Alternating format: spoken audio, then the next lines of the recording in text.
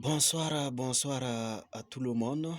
Comme prévu, nous sommes bien installés dans notre art oratoire pour vous donner l'information promise depuis hier à 16 heures. Alors, dans le but de vous faire mieux comprendre mon intervention, j'ai décidé de la découper en 3 grandes parties. Voilà. Dans un premier temps, je vais vous faire l'inventaire des personnalités qui ont utilisé la faculté dont je vous ai parlé. Et dans un deuxième, ou encore dans une deuxième étape, nous allons parler de la faculté proprement dite. Et enfin, dans une troisième partie, nous allons vous parler comment utiliser cette faculté. Voilà. Sur ce, sans plus tarder, commençons avec la première étape. Ici, j'ai recensé quelques personnalités, mais il faut reconnaître que ça ne veut pas dire que ce sont ces personnalités-là seulement qui ont utilisé ou qui utilisent ou qui sont permis d'utiliser cette faculté. La faculté est accessible à tout le monde. Seulement que ces genres de personnes ont eu des intellectuels qui ont étudié leur processus, voilà, et qui ont déduit que c'est la faculté qu'ils ont utilisée. Premièrement, on va parler de Mahatma Gandhi. Mahatma Gandhi a utilisé la faculté dont je vous parle pour libérer l'Inde sous la tutelle britannique. Voilà.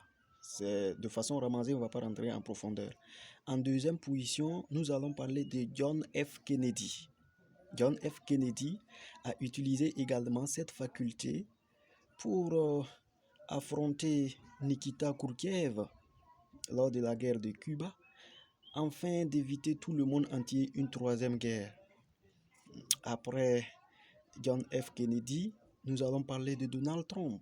Donald Trump a utilisé cette faculté pour arriver à l'ascension météorique du domaine des finances. Après Donald Trump, nous pouvons également parler de Pétain. Pétain a utilisé la faculté dont je vais vous parler pour maximiser ses aptitudes physiques afin d'arriver au temple de la renommée, même si à la suite il a détruit sa vie. Voilà, il faut noter que c'est la faculté dont je vais vous parler qui lui aussi l'a utilisée. Et si on poursuit, on peut également parler de Rosa Parks. Rosa Parks, c'est une femme noire qui, en 1955, a utilisé la faculté pour contourner une loi dénommée la loi LGC qui stipulait que dans une cérémonie ou encore dans un lieu donné, toute noire ou tout noir doit laisser la place à une blanche ou un blanc s'il n'y a pas d'autre place. Maintenant, Rosa Parks, en 1955, à Montgomery, précisément en Alabama, voilà, dans un autobus, a refusé de donner la place à un blanc. Et c'est après les études, on a déduit que c'est la faculté dont je vais vous parler qu'elle a utilisée. Et ce refus a entraîné ou encore a suscité une lutte de mouvement de revendication des droits civiques. Après Rosa Parks, nous pouvons parler de un paralysé du nom de Ed Robert.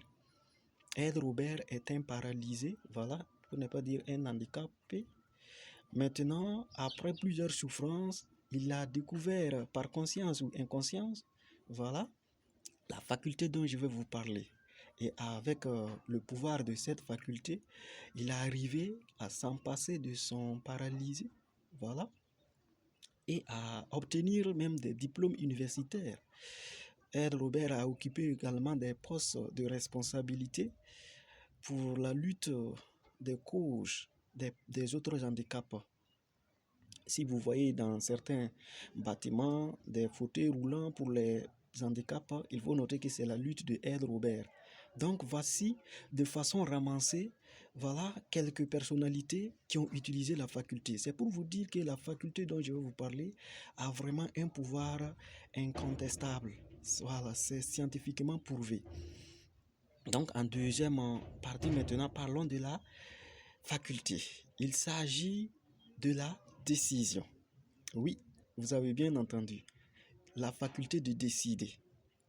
Maintenant, décider ici vient du latin décadeur. Décadeur qui signifie couper.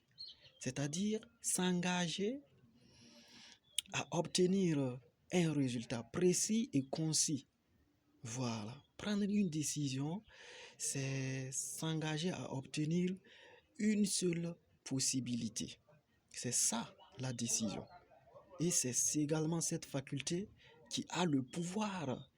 Et c'est ce pouvoir que ces personnalités dont j'ai cité ont utilisé pour atteindre leur but. C'est pour vous dire aujourd'hui que vous, tout le monde utilise en tout cas la faculté de décider de façon consciente ou inconsciente. Voilà.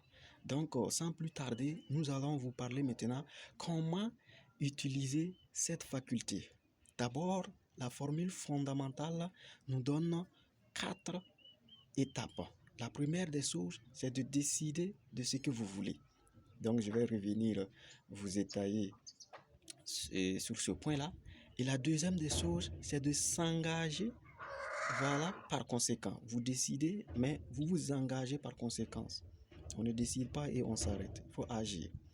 Et en troisième position, il faut reconnaître si vos actions vous rapprochent ou encore vous éloignent de votre but ou encore de votre objectif.